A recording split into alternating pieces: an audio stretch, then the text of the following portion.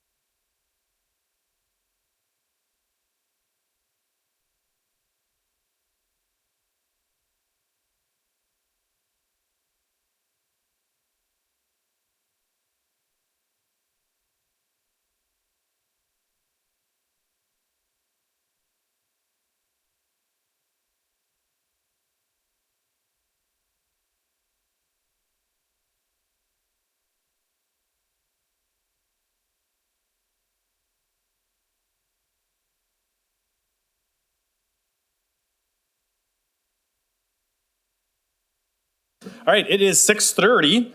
We have one of two meetings. The first one is a joint Common Council and Plan Commission meeting to go over our comprehensive plan and proposed comprehensive outdoor recreation plan.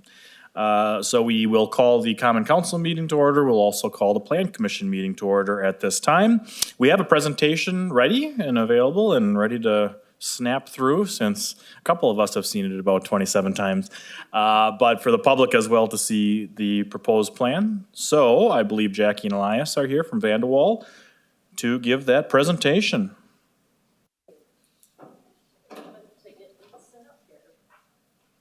Just make sure the green light is on your podium mic there. Okay, you got that? All right. Thank you. That for you. I'll get her started here. All right, good evening, everyone.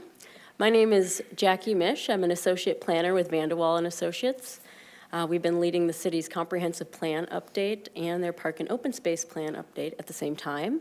I'm joined here today by Elias Vareldzis, who's been assistant planner on the process, who's been heavily involved in both planning processes, and we're delighted to be here this evening to present both plans to you and then to hold public hearings on each one of those plans. As you'll see later in the agenda, you'll have opportunities to pass resolutions on each one of those plans, and we're happy to answer any questions about procedure should they arise. So first thing we always want to start off with when we are reviewing comprehensive plans is to just make sure everyone understands what a comprehensive plan is. So the comprehensive plan is the city's blueprint for the future. It's kind of the master plan for the entire city. It has recommendations for short-range action items as well as long-range action items, and focuses on how the city should change and how the city should stay the same over the next 10 to 20 years. It's also used by people such as the Council and Plan Commission to guide policy decisions in the future. So an opportunity comes before the city, reviewing how it is consistent or not consistent with the city's plan is often an important step. As you'll see if you review the plan, it addresses a wide range of different topics. These are actually laid out in state statutes that the plan needs to address 9 different elements, including housing, land use, transportation, utilities, natural resources, and more. Typically, comprehensive plans will have a 20-year outlook, meaning we're planning about 20 years out in the future, but the state actually requires us to update the plan every 10 years, because as we all know, many things change over the course of a decade, and we want to check that our assumptions and inputs are current as we make decisions and recommendations. So key goals of any good comprehensive plan is to make sure that we have a land use plan in place that identifies areas that are appropriate for development and redevelopment in the future, and what types of land uses would be appropriate in those locations. Also encourage diversified new housing options. So what does the next generation of Manitowoc residents look like? Where are they going to live? What type of housing is available to them? And also identify where commercial and industrial development would go as well. We also want to tie land use, transportation, and community facilities together. So this is an opportunity for department heads and city leadership to kind of step out of those silos and think about, if the city's going to grow in this way in the next 10 years, what are the community facility resources? What are the transportation networks that we're going to need to serve that new growth? So the comprehensive plan is a moment to take stock and understand what's needed to get there. And then finally, the plan does include detailed implementation strategies. So we've laid out all of the things we want to do over the next 10 to 20 years.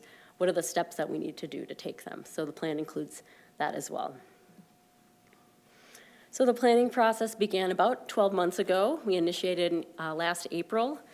We've been working closely with Plan Commission and city staff in developing the draft plan. The planning process also included 4 key public engagement opportunities. So we felt at the beginning of the process that it's very important to include the public from beginning to end, making sure that this plan really represents the desires of the community. And so those public engagement opportunities included focus group discussions, where we met with different groups about topics such as housing and natural resources to make sure we had those key voices represented in the planning process. We also had a public visioning workshop at the Yacht Club last year, at which we sat around in tables, were able to mark up maps and get questions answered about the future of Manitowoc. We also had an online survey. Perhaps many of you in the room today participated in that. We got good turnout on that, and that's another great way for us to hear from folks who aren't able to attend the meeting necessarily, but still want their voices to be heard as part of the planning process. And then in January, we held a public open house at the venue. That was done jointly with the comprehensive outdoor recreation plan, and that was very well attended. We had a lot of positive comments at that event, and helped us make sure whether our plan recommendations were consistent with what folks wanted to see in the future of their city. All told, we had over 200 different comments submitted throughout the process, so we feel confident that people who wanted to be involved in the process were. So this is just a quick overview of the schedule. We've pretty much done all of these steps, and so now tonight what we're doing is holding our state-required public hearing on the comprehensive plan, and we'll be moving into adoption this evening. Just wanted to share a few takeaways from public input that we gleaned at the beginning of the process in particular. We heard from folks that they're concerned about a lack of housing options here in the city. I'm sure this is not a surprise to many of the people in this room, but definitely a shortage of new housing, affordable housing, or different housing types for either seniors or other lifestyles. Definitely something that's needed here in the city.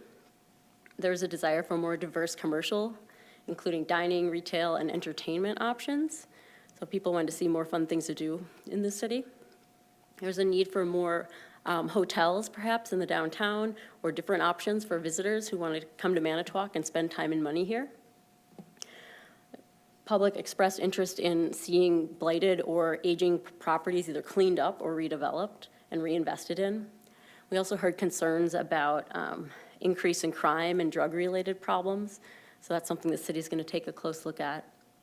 And then we also heard a lot of comments about people wanting to get more in touch with the lake and the river and natural resources, and just really get more opportunities to benefit from everything that Manitowoc has to offer. So with that, we were able to develop the recommendations in the plan, really building on what we heard from the public and from Plan Commission throughout the process. We captured some of the overarching recommendations into this vision graphic. The idea here is that we wanted to have something that was one page long, that if someone wanted to get a sense of what the spirit of the comprehensive plan was, they could review this and have a good understanding of that. So here we have a vision statement for the comprehensive plan on the left, and we also have identified the key strategies of the plan. And so the idea here is that every one of the recommendations in the plan in some way advances these key overarching strategies. So I won't read each one to you verbatim here, but basically they relate to retaining a high quality of life to attract and retain population here in the city, to support local employers and economic growth, to continue to provide new housing and address the issues that were mentioned previously, to protect the lake and the river and natural resources here in the city, to promote compatible infill and redevelopment in aging commercial areas or brownfields. So I'm sure many of you could think of locations in the city that you'd like to see something new or more spruced up in those locations. So that's an important aspect to quality of life and economic base here in the city. Also recognizing that as the city grows, it will need to kind of protect its growth area, and recognizing that Waldo Boulevard and the I-43 interchange is a key opportunity for future economic growth of the city, and then just recognizing that that area is of regional importance as well. And so ensuring that high quality, high tax-based, job-producing uses are located at that interchange, and that that's development that occurs within the city rather than in the town. And then finally, we want to ensure that there's a strong downtown and a strong lakefront tourism. I know many efforts are being taken right now to encourage that, but we wanted to make sure that carried through. So just some really high-level summaries of some of the plan recommendations. We're very happy to answer any specific questions here.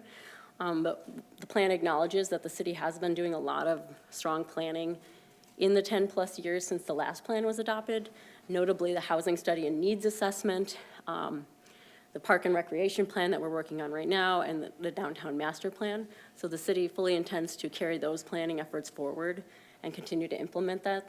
And this plan supports the goals of those plans. We've also exploring new policies, particularly as it creates to ensuring new housing gets created in Manitowoc. So the plan recommends that the city explore different tools such as community land trusts, zoning changes, or other tactics that may be useful in creating new housing. We also have numerous recommendations that build on the community character and aesthetics of the community, especially building on all the good things going on in the downtown and beyond. And then finally, we have recommendations related to growing different housing options in the city. We also have recommendations related to economic development. So there's recommendations in the plan about growing entrepreneurship and tourism, ensuring that Waldo Boulevard interchange is preserved for high-quality development, using TIF strategically to attract the right kind of employers and businesses here in the city, or enabling them to expand, and then continuing to prepare the workforce for the jobs of the 21st century. We also have several recommendations related to infill and redevelopment and promoting mixed-use development here in the city. There are recommendations like that in the downtown master plan, and this plan continues to build on those recommendations. In addition, the plan recommends focusing efforts on certain areas that have been identified as redevelopment opportunities, namely Calumet Avenue, the downtown, the Memorial Drive corridor, the Old Mall areas, significant redevelopment opportunity, and the Silver Lake College as that area transitions, what could its future look like. So this plan sets those areas up for redevelopment and mixed use, potential for mixed use, and then smaller area plans would need to be completed, or a development proposal would need to be brought forward before we'd see more specific recommendations. And then the last thing here is just to ensure that we're continuing to invest in those immediate neighborhoods just outside of the downtown, as well as some of those areas could use some additional investment. Real quick, the plan also has numerous recommendations for enhancing multimodal and active transportation. So how do people get around the city other than in a car? And what can the city do to make that more comfortable for people who are not traveling by car? When we had the open house back in January, we certainly heard from a lot of people, a lot of interest in enhancing bikeability and walkability in the community. And so that's really backed up by this plan. We also heard at that meeting that people are very passionate about the natural resources here in Manitowoc. And so the plan, really encourages the protection of those resources and doing more to make sure that they are continuing to be here in the next 20 years. The plan also includes recommendations on responding to a changing climate and ensuring that our stormwater regulations and other city policies are all in line with changing climate and water levels. We've also have recommendations related to improving public health outcomes, recognizing that how we design our cities actually does affect how people's health is. And so we've identified different ways that the city could advance that goal. The plan also recommends continuing to work together with towns and other communities in the county to advance different initiatives that we all have in common.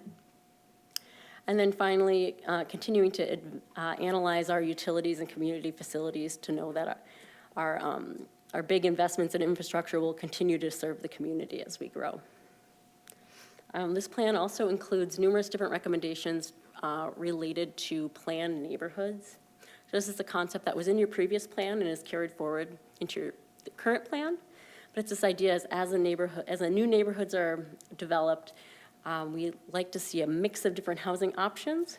These neighborhoods should include housing that's appropriate for many different lifestyles and life stages and price points. These neighborhoods should be walkable. There should be small-scale neighborhoods serving commercial or institutional uses within walking distance of many of the homes. We find that these types of neighborhoods tend to hold their value for a longer time and are just high-quality places to live in, tend to be very highly desirable. So the plan really advances this idea of ensuring that as residential development occurs, that we see that they're really special places that bring value to people. A key part of the comprehensive plan is the future land use map. So you probably have seen a map like this before. It's not a zoning map, but it is somewhat similar. It's basically makes a land use recommendation for every parcel in the city limits, as well as parcels beyond the city limits that are within the city's planning area. You can see we've got different land uses assigned to different parcels here. This was fully updated as part of the plan update. What's really important about this map is that all zoning changes made by the city need to be consistent with the future land use map. Now, it doesn't mean the city can't amend its future land use map should an important opportunity arise that we didn't foresee. But basically, this is the city's master plan, and it's a way for the city to show its intentions for what land use will be in the future. One thing I just want to point out is wherever you see purple on the map, that is our planned mixed-use category.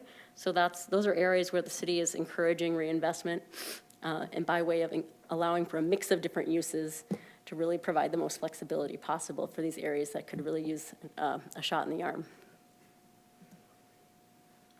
The last thing I wanted to talk about here was the Calumet corridor concept.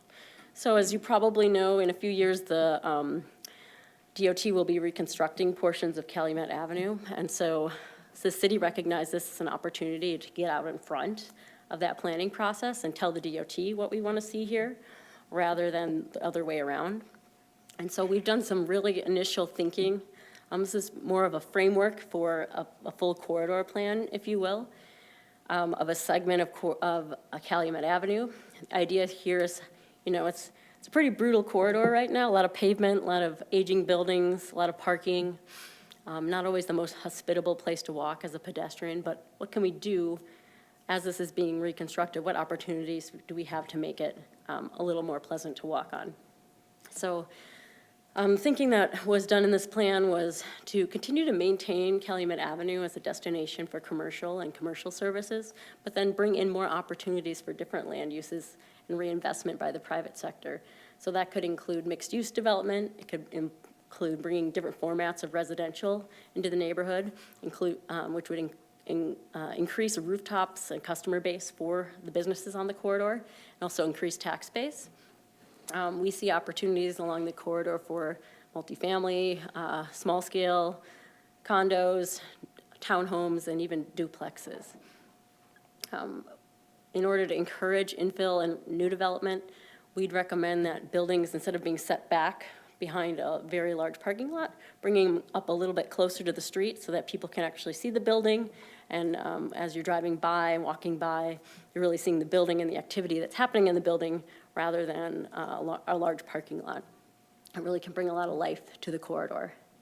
There's also a lot that could be done with the character of the right-of-way and the street. So street furniture, pedestrian scale lighting, landscaping, potential to even widen the sidewalk where it's very narrow right now. As you probably know, there's not a lot of street trees on this corridor, so changing the right-of-way dimensions so that trees could actually be brought in.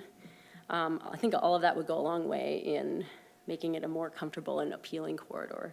So these are just some initial thoughts to kind of kick off more detailed planning as this project moves forward, but we hope that you find it very helpful in the years to come.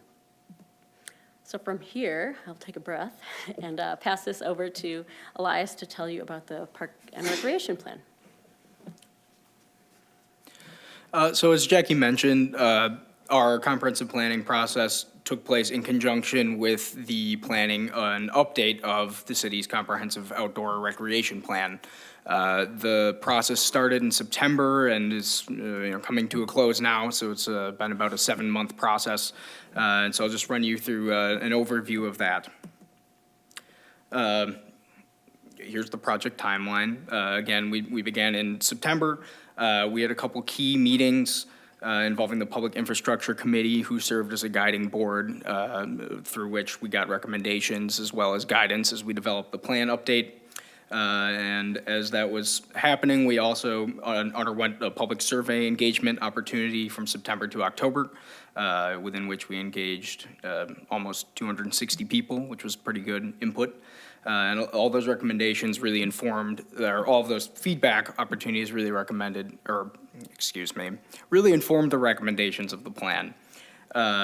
Moving into the new year, we had a public open house, as Jackie mentioned, in conjunction with the comprehensive plan update.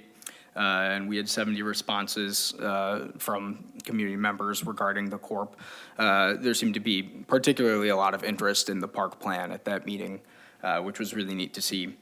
There was then a public infrastructure committee meeting in which it was recommended for adoption by the city council at tonight's meeting. So all in all, the project goals for the update to the comprehensive outdoor recreation plan, which I'll probably reference as the Corp. So that's what I'm referencing if you hear that. But the goals are to establish community-wide park and recreation vision and goals, analyzing existing conditions and service areas. And so what we essentially did was go through and analyze key facilities within the community and then come up with recommended improvements overall for the entire park system as well as at each specific individual facility. And then with regard to the service areas, we took a look at the park locations of all of the different parks within the community, analyze them to determine where there are gaps in service as far as, how close people are to being able to easily access the park and recreational facilities within the community. And so in combining those two approaches, we were able to get a pretty comprehensive look at the community's park and recreation system and who it's serving and where there are potentially areas for improvement or increased access in the future.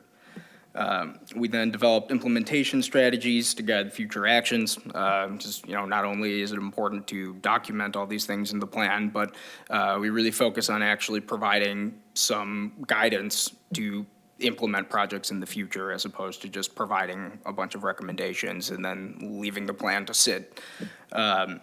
And the most important thing about the updates to Corp plans is that by completing them, the city makes itself eligible for Wisconsin DNR grants to help implement in the funding and pursuit of all of the project recommendations.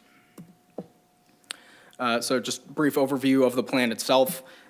We did some work to just kind of reorient it, streamline it, make it a little more accessible and kind of intuitive, user-friendly.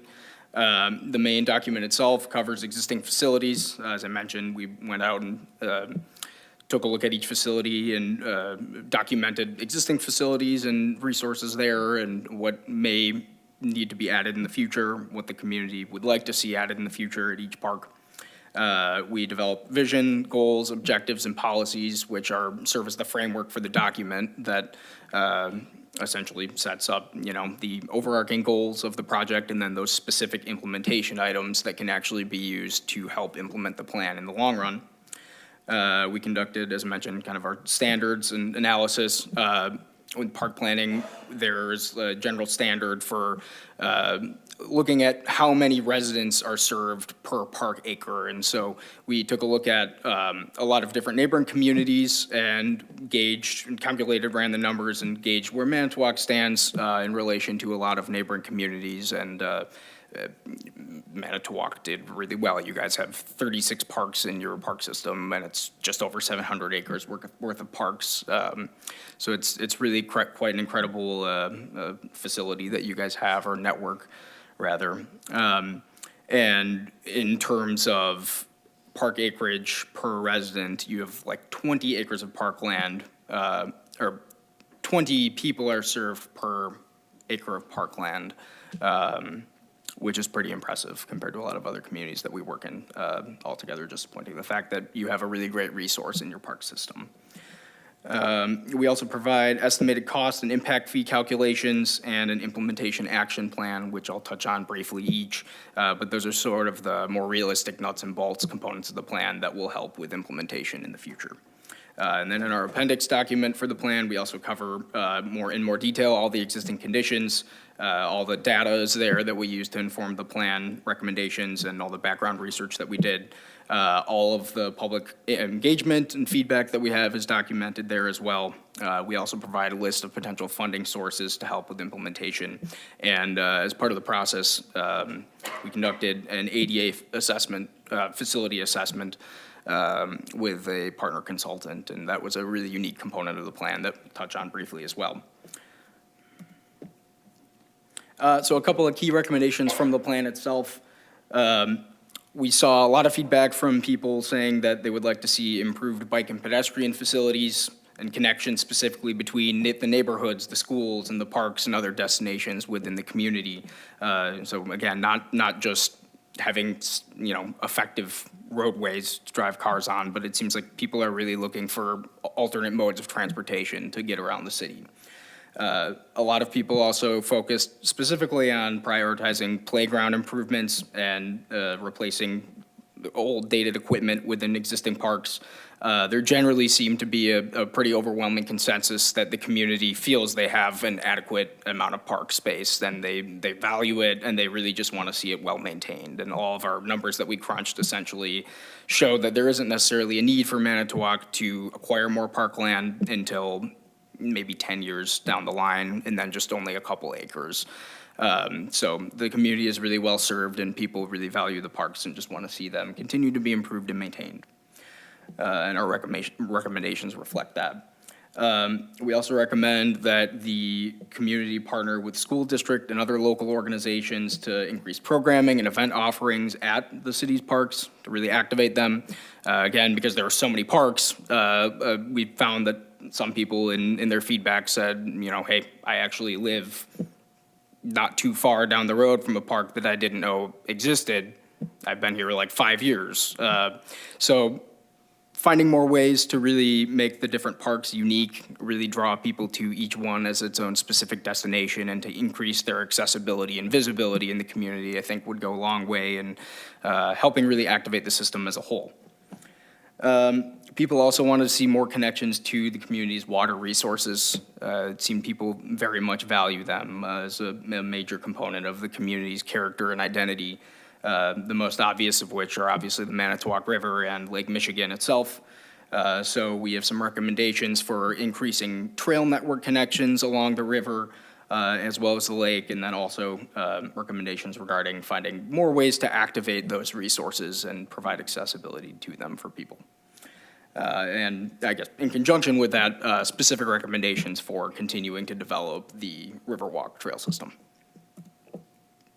A couple more. I think this is the last slide of recommendations here.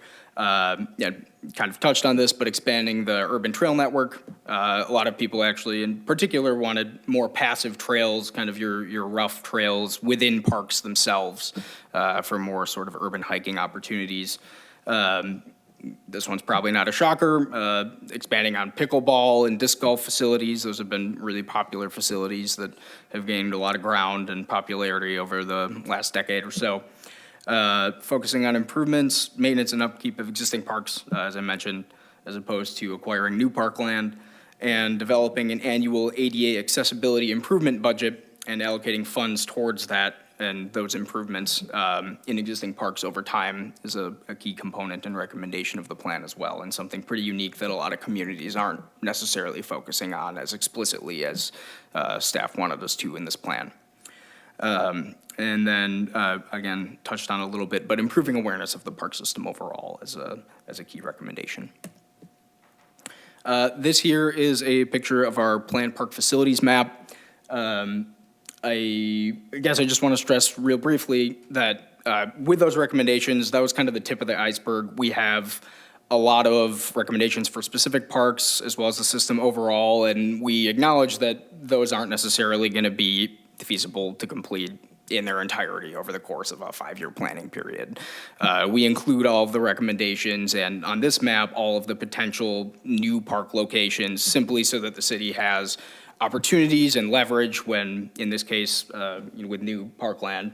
If a developer comes to the table, if the city's going to grow, wherever a new neighborhood is proposed, you can see the orange triangles are locations for potential future neighborhood parks, and then there's sort of an asterisk looking little notation on there that indicates sort of larger serving community parks. And so in the future, as the community develops, this gives the city a little bit of leverage in terms of determining where park facilities should be located. They can point directly to this plan and say, you know, as the subdivision is being developed, we'd like to see a new community serving park facilities in this area. And the same goes for the recommendations in that there are many, and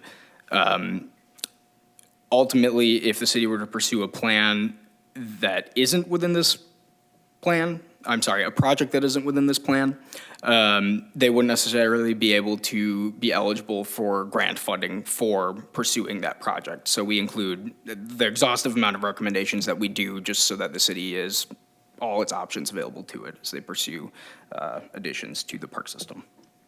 So as I mentioned briefly, we conducted an ADA facility audit as part of the planning process at the behest of staff. We partnered with a firm called Parkitecture for that, and this portion of the project was funded with grant funding. And so our consultant Parkitecture went out and they conducted an ADA accessibility audit of each park within the park system. And that informed a lot of our planning recommendations and was implemented into our specific recommendations for each park as to how, over time, accessibility can be increased at each location so that all members of the community will be able to utilize the great system of parks that Manitowoc has. We also provided a parkland evaluation tool. So this is for use when the community does develop new neighborhoods, just in order to ensure that new neighborhoods are served by parks as well, as opposed to having to drive all the way back into the city and utilize some of the existing ones, to maintain that great level of park acres per 1,000 residents. This tool is essentially a set of criteria that can be used to help guide decision-making as to what locations, what parcels are going to be appropriate, and the best locations for new parks. We also provided an estimated project costs for the CIP, Capital Improvement Program. And in the old plan, it was very specific data, very specific values for costs at that time, which then immediately became outdated. So what we provided here was more of a cost estimate range, which will hopefully help make these value recommendations last a little bit longer, as opposed to changing at the whim necessarily of the economy. So this hopefully gives a little bit more flexibility and guidance to the community as they move forward with developing their capital improvement program. We also conducted a parkland dedication and impact fee analysis, which is an absolute mouthful. The parkland dedication and impact fee analysis is basically a calculation of the potential maximums for land dedication and fees for future parks within the community. And that's based on projected future population growth, projected future household growth in conjunction with that, and the park standards that we adopted. The city currently has a parkland dedication and fee in lieu process, so when new development comes to the city, developer will have to either dedicate some land to parkland or pay a fee in lieu of that land that would be dedicated. But the city currently does not impose any impact fees, and so we crunched the numbers and calculated what they could be if the city wanted to implement them, but we aren't establishing any new fees with the adoption of this project. That would be something that the city council would have to do separately if they chose so. And then finally, we provided a new implementation action items table. So it's kind of a comprehensive list of all the different recommendations within the plan itself. It provides potential partners and potential timeframes for the accomplishment of each of these projects. And again, it's exhaustive, and the city and the Parks Department can pursue whichever ones they see fit over the planning period. But it's intended to be a resource for staff. With that, we will turn it over for any questions. Otherwise, we will end our presentation. Thank you. Thank you both, Jackie and Elias, for the presentation. Appreciate it. Are there any questions from the Plan Commission or Council for Jackie or Elias at this time? Alderman Schley. Thank you, Mr. Mayor. Right at the end, you were talking about impact fees and that we're not promoting impact fees with this plan currently. What's the difference between an impact fee and a user fee? Or is it the same thing? Sure, I can take that one, yeah. So impact fees are something that are established by state statutes, and you can collect those based on, if new development comes to the city, you can charge back some of the costs to the developer or to the homeowners to offset. So if you need new sidewalks, you need new parks, things like that. A user fee would be something you might pay admission at the community pool or whatever it may be. Okay, thank you very much. Thank you. Any other questions from the council or the plan commission at this time? Seeing none, then, this is we have two public hearings this evening that we legally have to do between council and plan commission. So the first one is a public hearing to gather public input on the final draft 2023 City of Manitowoc Comprehensive Plan. We'll have the clerk read the proof of publication. Notice of this public hearing was published in the Herald Times Reporter on March 16th. Is there anyone from the public interested in speaking on this specific subject matter for this public hearing? Anyone interested in speaking, going once? For this specific subject matter, twice? Okay, we'll close this public hearing. We'll move to the next public hearing to gather public input on the draft 2023 City of Manitowoc Comprehensive Outdoor Recreation Plan. We'll have the clerk read the proof of publication. Notice of this public hearing was published in the Herald Times Reporter on April 3rd and April 10th. Thank you. Is there anyone from the public interested in speaking on this specific subject matter? Yes, sir, if you just want to come up to the podium, please. Please just state your name for the record.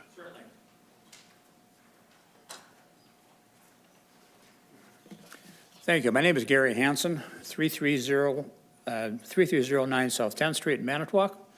I am the only homeowner in the city of Manitowoc that has property that borders the boundary of Silver Creek Park.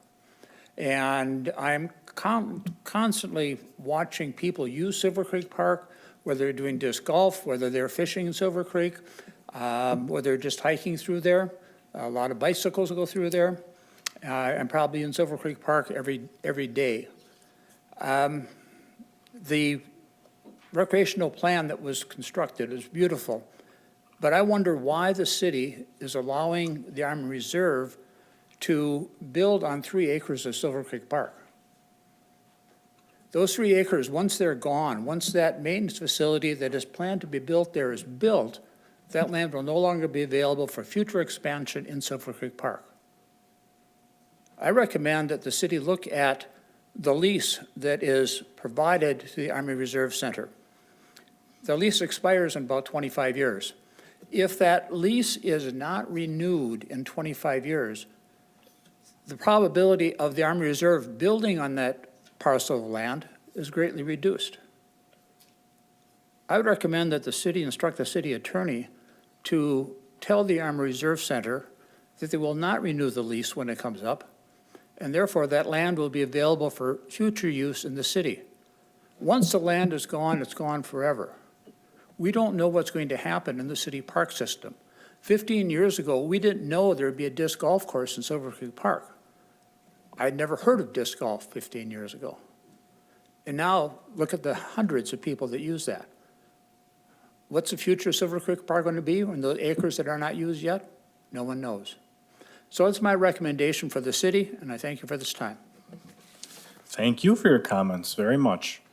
Is there anyone else interested in speaking on this specific subject matter? Going once, twice. We'll close this public hearing. We will bring these matters to, first, the Plan Commission for consideration of resolution recommending comprehensive plan to the City Council, which will happen immediately. Is there a motion from any member of the Plan Commission? Motion by Dan, second by Kurt. Discussion amongst the Plan Commission members. Seeing none, all those in favor? Aye. Opposed? Motion carried unanimously. We'll now consider a resolution to adopt the comprehensive outdoor recreation plan. I would look for a motion from one of the Plan Commission members. Motion by Greg, is there a second? Motion second by Dan, discussion. Seeing none, all those in favor? Aye. Opposed? Motion carried unanimously. We will now bring those items to the common council. We'll look for a motion for consideration of the ordinance adopting the comprehensive plan. I'd look for a motion to approve. So moved. Second. There's a motion and a second by Sakala. Discussion. Guess at this time, just want to thank Jackie Elias. Appreciate all the time and effort for the last year that you have put in on this. I want to thank Adam Tagan, our Community Development Director, and Paul Brown, our City Planner, who put a lot of time in this. Paul has assured me that he has 2 comprehensive plans left in his career with the City of Manitowoc. Yeah, 2 complete comprehensive plan, 10-year required state updates in his career with the City of Manitowoc. You know, they put a lot of time and effort into this, so I want to thank them as well. Any other discussion? Seeing none, all those in favor? Aye. Opposed? Motion carried unanimously. Now the council consideration of resolution adopting comprehensive outdoor recreation plan. Move for the adoption of the resolution, Mr. Mayor. Second. Motion and second, discussion. Yes, Alderman Vanderkin. Thank you, Mr. Mayor. Just off of Mr. Hansen's comments about the Army Reserve lease, would it be even possible to, I mean, I know 25 years is a long way out and, you know, elections change leadership in the city. So, I mean, getting a guarantee that the city is not going to renew their lease is kind of mute coming from a council from 25 years. So I don't know if that's really realistic. I was just wondering if your opinion on that. Thank you. Alderman Bry. Well, I guess just to address it, and I appreciate Mr. Hansen's comments and Alderman Vanderkin's things, but this common council in the last 2 months passed essentially a recommendation to instruct our city planner, I should say planning, the planning department or community development director to actually enter into negotiations to renew the lease and actually have a longer lease. And this was passed unanimously by the common council here. So obviously things can change. I'm not going to say that, but we have begun those negotiations. I believe that was at the request of the Army Reserve as Correct. they are receiving money within the federal budget to upgrade their facility. I believe that is why they requested it at that time, so, yeah. We don't know, though, I believe, the look of it, do we? Of what the renovations would be? We do, okay. Yeah, want to come up, Adam?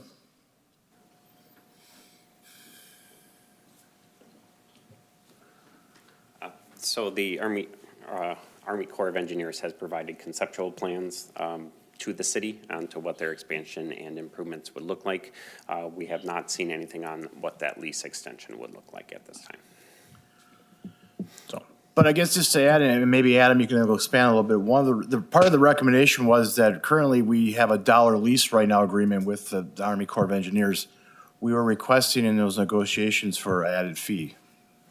Not determined yet, but I guess potentially that extra money could be used for park development, not only at Silver Creek Park, but additional park development across the city of Manitowoc. I mean, Yeah, in particular, I know the concern from staff is the roadway that accesses it correct. for Silver Creek Park as well as their facility. And knowing that obviously the Army generally doesn't use small vehicles, so it has an impact on that roadway. right. I guess I didn't want to use a specific instance, but yes, we did discuss that, correct. Okay. thank you. Any further discussion? Alderman Vanderkin, you still have the floor? Yes, thank you. Yeah, I'm aware we passed that resolution to go back into negotiations with the Army Reserve, but my concern was how realistic it would be just to have this council from here 25 years out. If probably most of us won't even be here on this council anymore in 25 years. So I was just wondering the realism behind putting that forward. So thank you. Thank you. Alderman Schley. Oh, thank you very much, Mr. Mayor. First of all, I just want to address Alder Vanderkin and say, I'll bet Jim Bryce said that 25 years ago.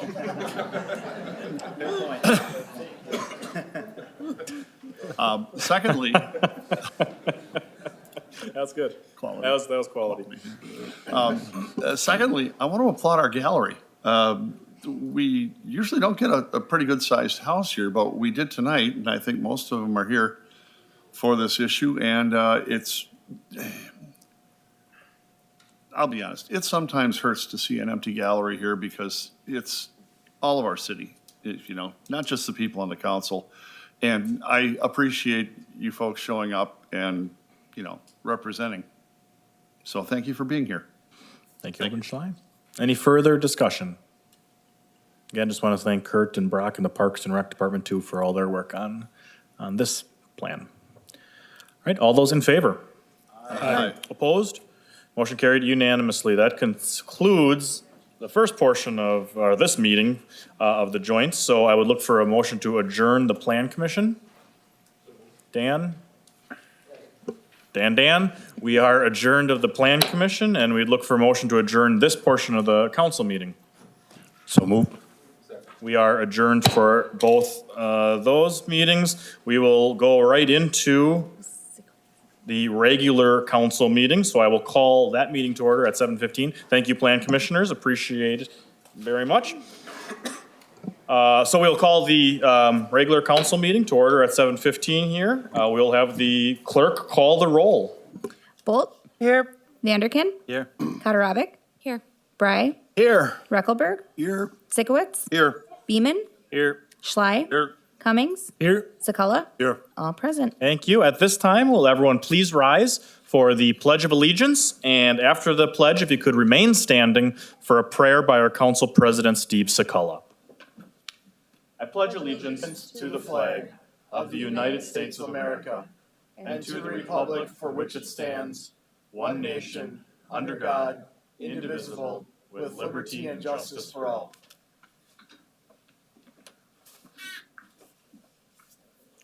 For those who travel to Manitowoc on land or water, we pray for their safe travels.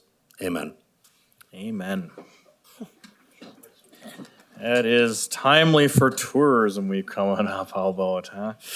All right, we have two presentations this evening, so we will start.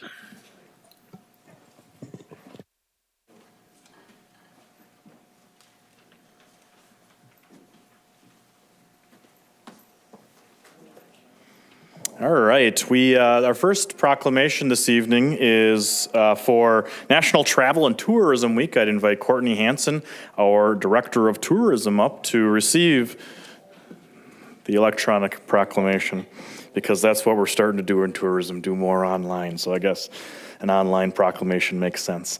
All right, the proclamation reads, whereas the travel industry fuels every industry and will continue to be an essential part of the city of Manitowoc's economy, development, and workforce. And whereas travel is an economic powerhouse for every state and destination across the country, with an economic output of $2.6 trillion in 2022, supporting 14.5 million American jobs, and locally creating an economic impact of $194 million in 2021. And whereas travel spending supports vibrant and safe communities in the city of Manitowoc and across the United States by generating $84 billion in state and local tax revenue in 2022 to support essential services such as education, emergency response, public safety, and much more. And whereas travel enables success for all industries, including manufacturing, agriculture, defense, healthcare, and more, by driving sales growth, innovation, education, and operations that move our economy, our nation, and in the city of Manitowoc forward. And whereas the city of Manitowoc's Department of Tourism is committed to working together with tourism partners across the region to continue to grow the local travel industry. And whereas travel is an essential industry, and we must continue to communicate that growing travel leads to economic growth, benefits businesses, and fosters mutual understanding. Now therefore, I, Justin Nichols, Mayor of the City of Manitowoc, do hereby proclaim the week of May 7th through 13th, 2023 as National Travel and Tourism Week in the City of Manitowoc, and urge the citizens of the City of Manitowoc to join me in recognizing the critical role this industry plays in the City of Manitowoc. We'll have Courtney say a few words. Thank you.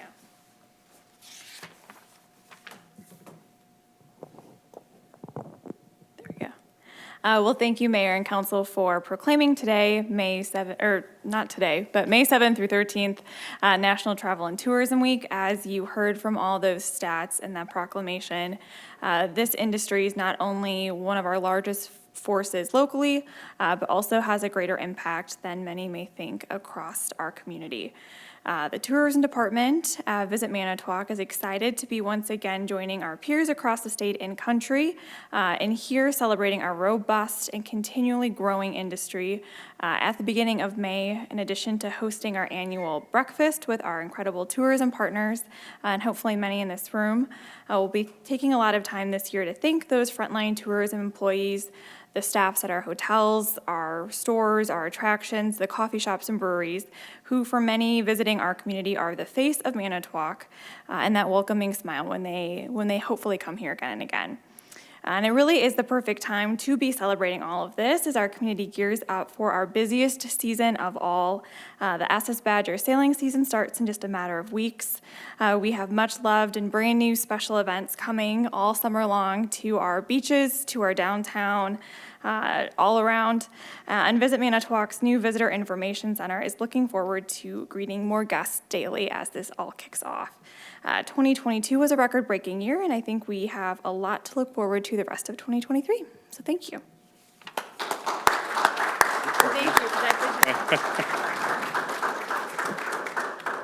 Thank you, Courtney.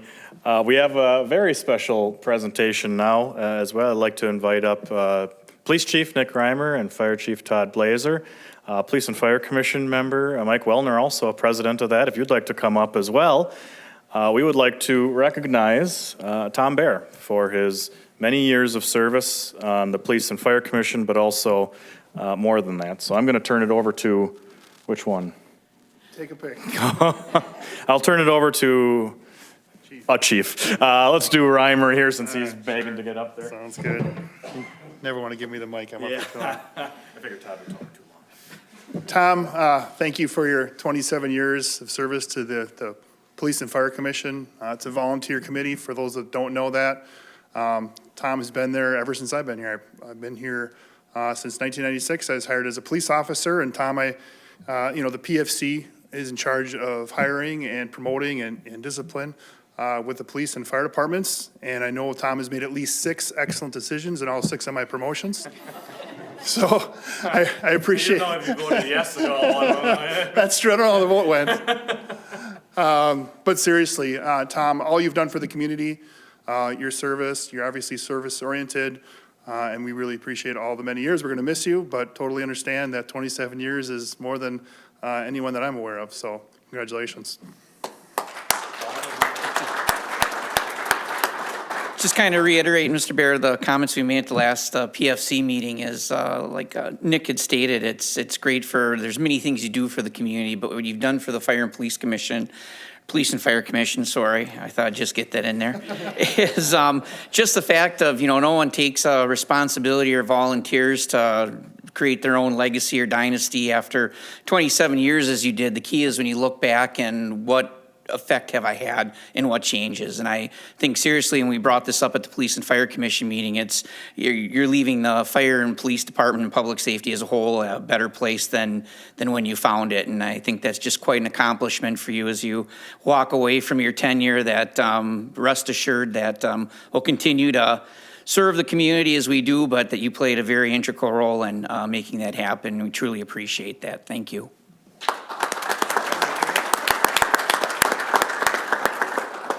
On behalf of myself and the other commissioners, I want to thank you for volunteering and getting us set up for the future. Without your presence there, and I hope you come and join us for public input several times. Thank you. Tom, if you'd like to come up. Sue, if you'd like to come up too, absolutely. But Tom Bear, we would have an award for you here.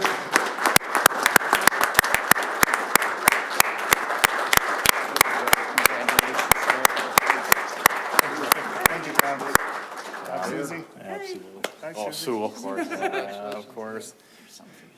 So we have an award that we wanted to present Tom on behalf of the Police and Fire Department. But I'd also like to give him something as well. While Tom has done so much on the Police and Fire Commission over the last 27 years, what he's done for this community behind the scenes far exceeds what we would expect of any normal or regular citizen of the city of Manitowoc. With his work in a plethora of different areas. And Tom isn't someone who likes to have his name on top of everything, but if his name was on everything in the city of Manitowoc, you'd see it almost everywhere, in every park that we just talked about, in the comprehensive plan long-term. So I want to also award Tom something that, if you look at the definition of who should receive a key to the city, Tom Baer's name would be front and center for what he has done for this community over his entire life and career here, and what he plans on, hey, careful, that's not yet, and what I'm sure he plans to do for his many, many years here in Manitowoc left. So Tom, on behalf of the citizens of the city of Manitowoc, not just for your volunteering work for the Police and Fire Commission, but everything you've done for the city, thank you. Yeah, it's doesn't open up any safe at Bank First. You probably still have one of those at least. But Tom, if you'd like to say anything, you're more than welcome. But yeah. Thank you all for the recognition. I appreciate it very much. I hope that the Common Council will continue to support the police and fire departments. They are wonderful, a great asset for the city. And we have a lot to do yet, but I hope that you will participate and continue to fund the police and fire departments with, they are outstanding. It's been a long 27 years where everything has not gone according to Hoyle, but right now the departments are in the best shape they've ever been in, and Todd, Chief Blazer and Chief Reimer are a credit to the city of Manitowoc and a credit to their departments. Thank you all very much.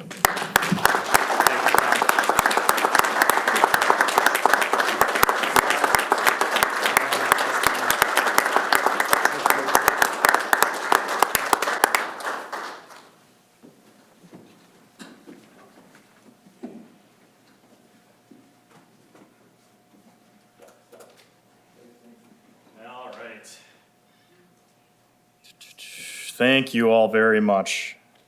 All right, we have, we'll move on with the remainder of our agenda. We have public hearings. We have two of them. Public hearing for the purpose of hearing any and all interested parties in the matter of a proposed change in zone from P1 Conservancy to C1 Commercial for property located at 4221 Calumet Avenue. We will have the clerk read the proof of publication.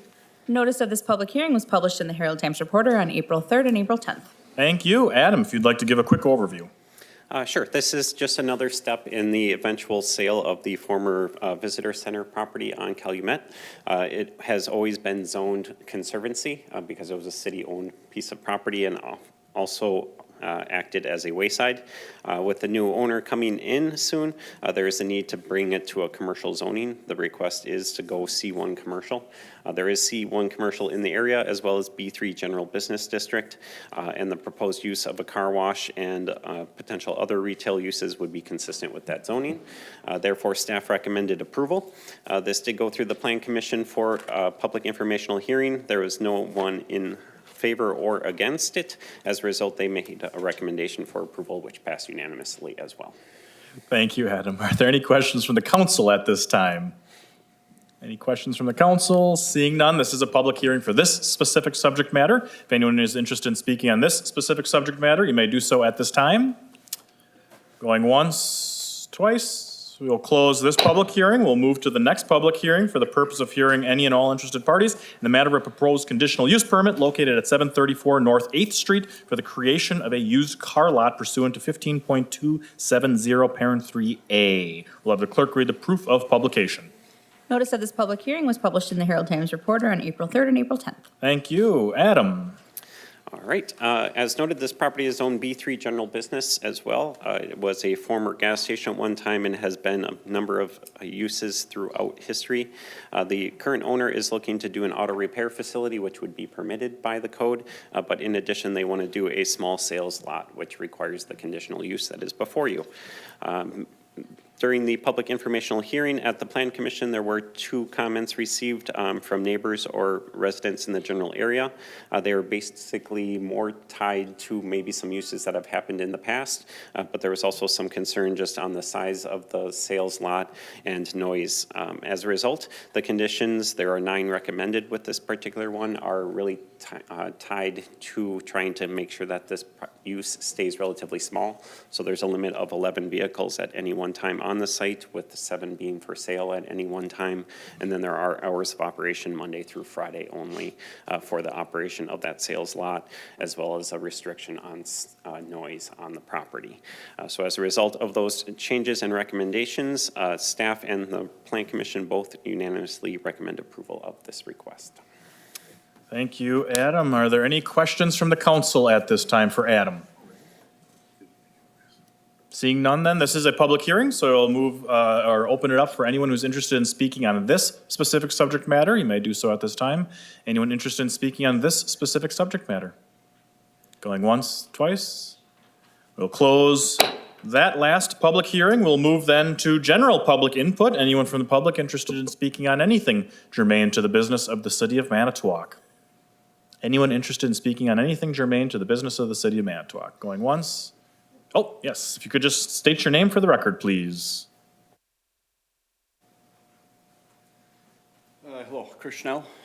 So I live in District 7, south side of Dewey, and I know that I have neighbors and know quite a few of the kids from the area, and this has been brought up in the past about them getting to school, getting across Dewey Street to get to Washington. I have a daughter who is 7th grade. We actually don't let her go across the street. There are others who do. I have some neighbors that were gonna show up tonight, and then they saw some digging going on the corner today. They're not sure if something maybe is moving forward with at least some lights, flashing lights or something. But I decided to show up anyway, and so I just wanted to go on record saying that there are so many issues on that street. There was an accident again this week down at the end of International Paper there, but many times the biggest issue, you do have semis, obviously there's semi-traffic.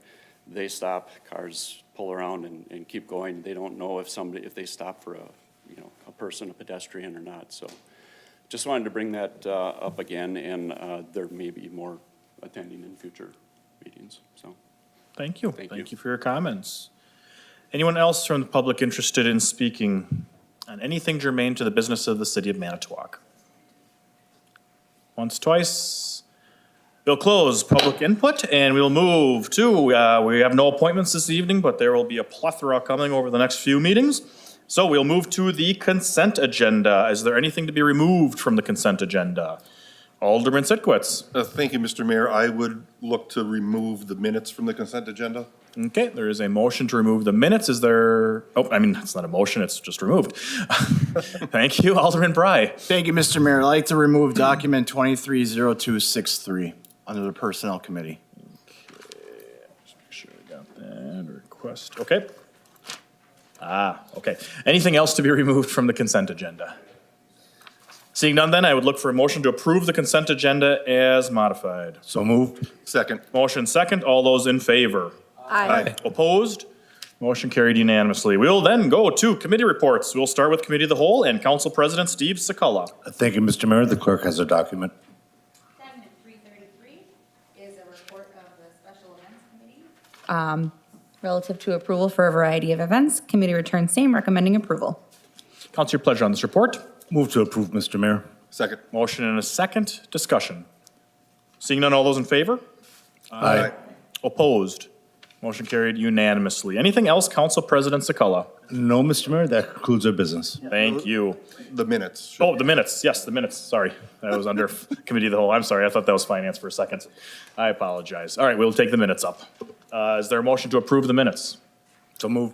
Second. Okay, motion second. Discussion. Alderman Sitkowitz. Thank you, Mr. Mayor. I would like to make a motion to reconsider document 23-0172, the ordinance to permit the sale of fermented malt beverages in city parks from the minutes. Okay, that is removed, or that is The motion to the reconsider. motion to reconsider. Yep, motion to reconsider. Is there a second? Second by Reckelberg. All right, there is no discussion on motion to reconsider, so all those in favor? Aye. Opposed? Okay, motion carries, so we'll bring that document up. Alderman Sitkowitz. Thank you, and more procedural wise, I was asked by Alder Recklerberg to pull that from the minutes because you have to have somebody from the affirmative to make a motion to reconsider. Alder Recklerberg voted against it, but had an amendment that I thought was worthwhile for discussion. So I would turn the floor over to Alder Recklerberg. Yep, Alderman Recklerberg. Well, thank you very much. Thank you, Alder Sikowitz. I appreciate it. Basically, it's, if you were reviewing the document, it's under 8.230, sub 1, sub A.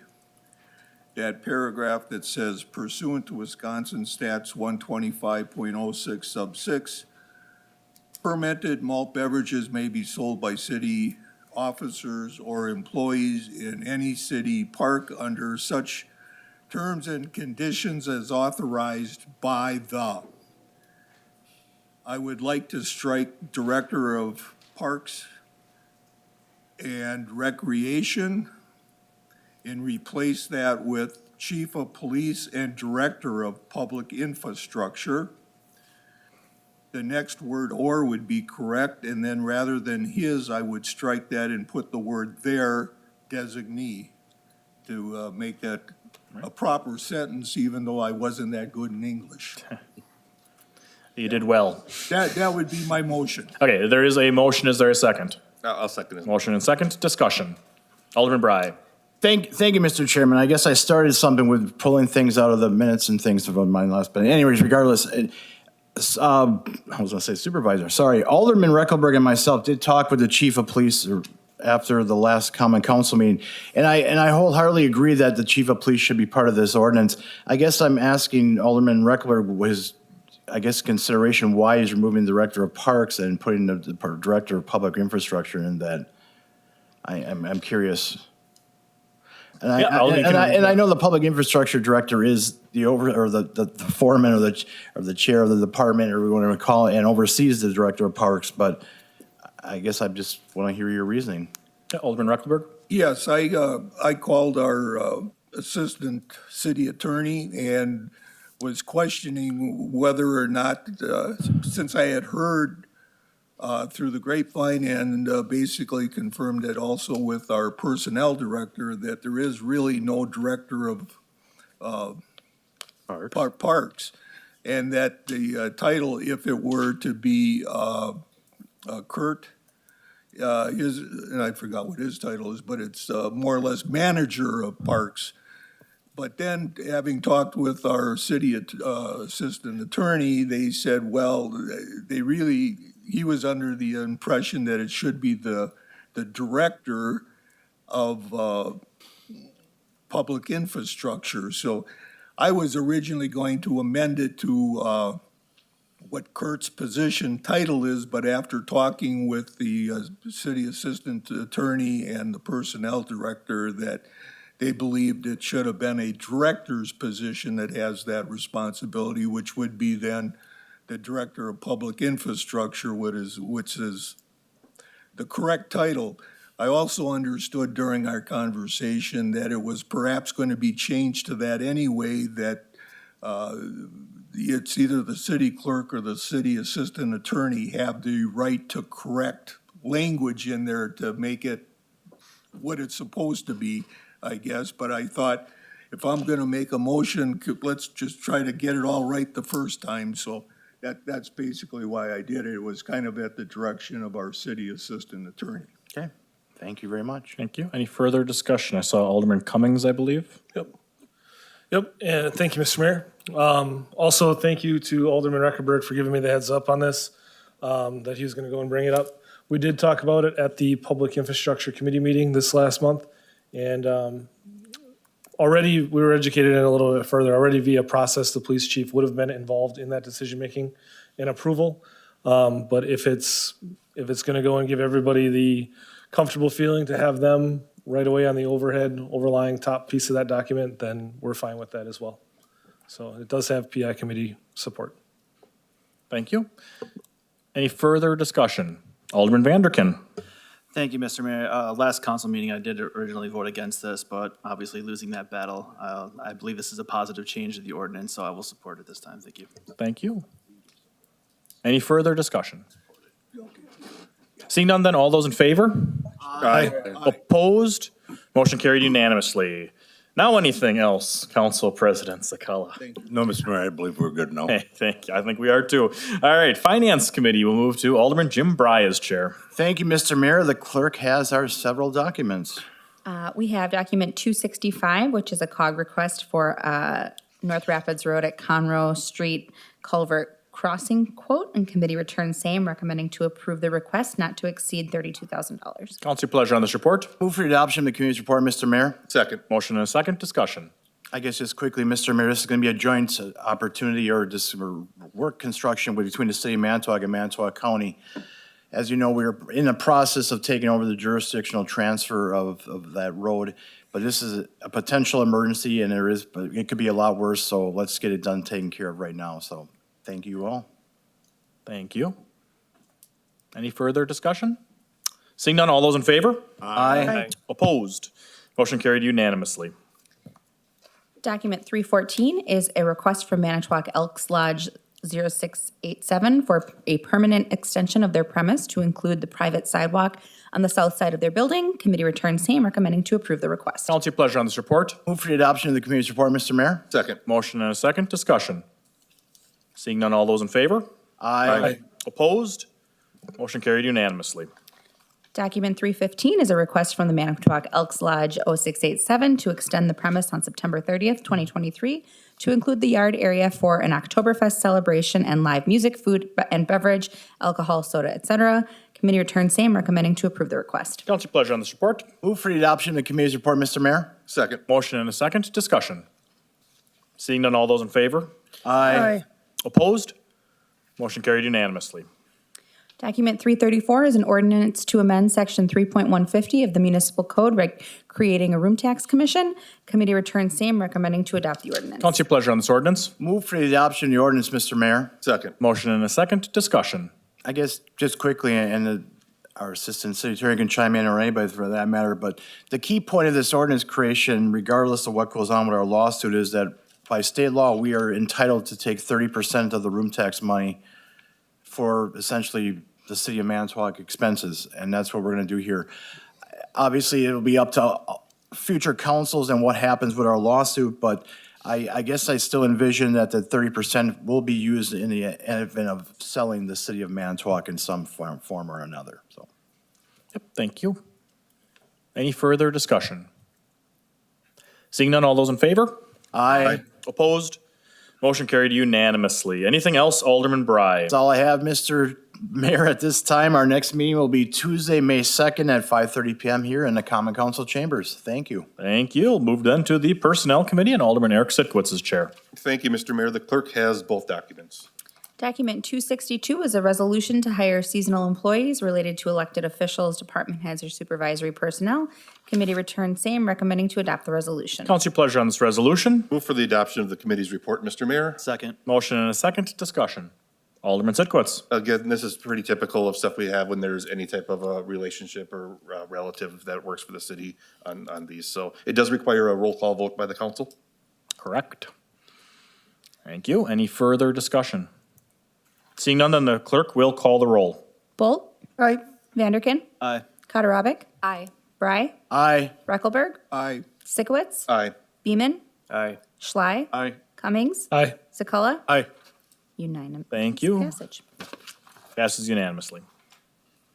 Document 263 is a request for an unpaid intern in the city attorney's office. Committee returns same, recommending to approve the request. Council, your pleasure on this report. Move for the adoption of the committee's report, Mr. Mayor. Second. Motion and a second. Discussion. Alderman Bry. Thank you, Mr. Mayor. As probably most of you know, the unpaid intern is going to be my son, who is attending law school right now. And I just, in the interest of being fair, and even though it's unpaid position and stuff, I just, in the interest of being honest and open, I will be abstaining on this vote. So, Thank you.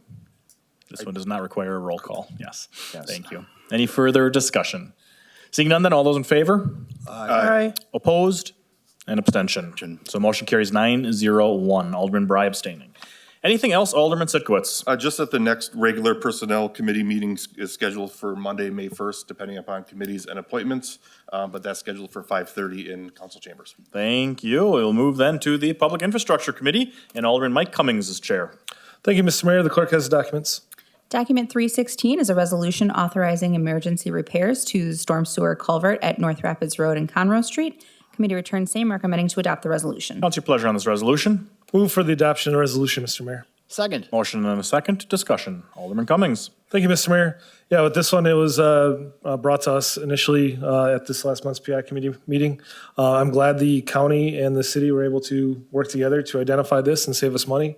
If we didn't do it, then there's potential long-term the road would get lost essentially in that area and have a significant closure. So for us to identify this right away, fix it with, what from my understanding is even though it's a fix, you could use that culvert piece as an actual culvert itself. So it's pretty permanent before anything worse happens. So thank you to everybody that identified it and got this taken care of right away.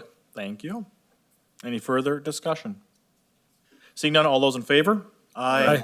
Opposed? Motion carried unanimously. Document 323 is a resolution to proclaim May 13th, 2023 as World Migratory Bird Day in the city of Manitowoc. Committee returns same, recommending to adopt the resolution. Council, your pleasure on this resolution. Move for the adoption of the resolution, Mr. Mayor. Second. Motion and a second. Discussion. Alderman Cummings. Yeah, just so everybody knows, this is an annual declaration, which is required for the Bird City, Wisconsin designation. So nothing has changed in the wording other than updating the to 2023. Thank you. Sure this will pass flying, whatever. Any other discussion? Seeing none, all those in favor? Aye. Opposed? Motion carried unanimously. Document 324 is a declaration that the emergency for the 8th Street Bridge no longer exists as declared by the Board of Public Works at the meeting of February 20th, 2023. Committee returns same, recommending to declare the emergency over. Council, your pleasure on this report. Make a motion to remove the emergency declaration, Mr. Mayor. Second. Motion and a second. Discussion. Alderman Cummings. Yep, and thank you, Mr. Mayor. This is just because all the work is complete and paid for. Thank you. Any further discussion? Seeing none, all those in favor? Aye. Opposed? Motion carried unanimously. Anything else, Alderman Cummings? No, that completes our business today, Mr. Mayor. Our next meeting is going to be Wednesday, May 3rd at 5:30 in the council chambers. Thank you. Move to the Public Safety Committee and Alderman Bill Schley is chair. Thank you, Mr. Mayor. The clerk has the documents. Document 298 is an ordinance to amend section 10.830 of the municipal code regulating bicycles and e-bikes or electric bikes. Committee returns same, recommending to adopt the ordinance. Council, your pleasure on this ordinance. Move to approve the amendment. Second. Motion and a second. Discussion.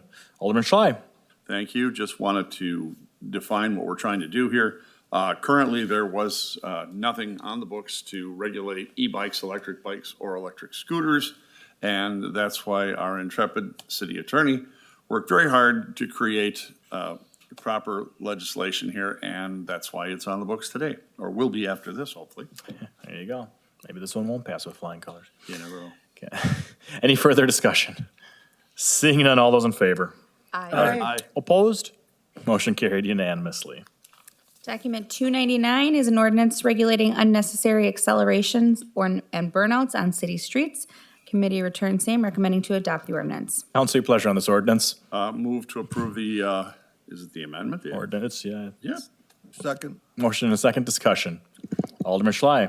Well, I think he had his hand up first. No, it's Okay, all right. Well, I just wanted to say, as a multiple repeat offender in my youth, I think this is long overdue. And in all seriousness, I think it's going to do a lot for certain areas of this town, like, for example, around the high school, where we've had a lot of complaints, and it'll eliminate a lot of the problems there. And the big reason for this is we never really had this clearly defined in our ordinances, and after this, hopefully it will be. Thank you. Thank you. There's just no statute of limitation on this, right?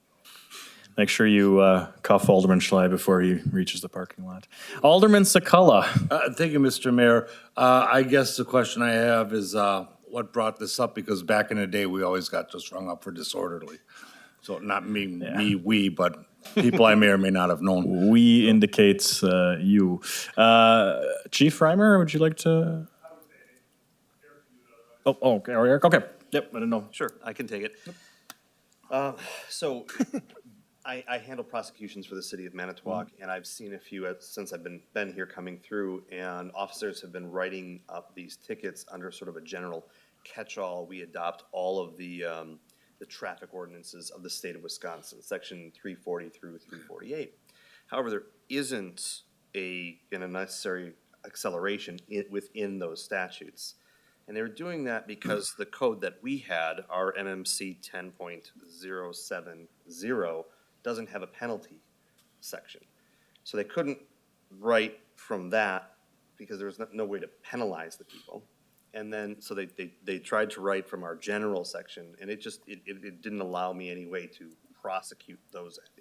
Lots of people paid them, but there really wasn't a mechanism. So we're just cleaning up the language and then allowing officers to write under, as you can see, also disorderly conduct with the motor vehicle, which just expands their options and their discretion when a violation occurs. All right, thank you. So how many disorderly conduct tickets are you gonna bring back to be reconsidered? Alderman Bry.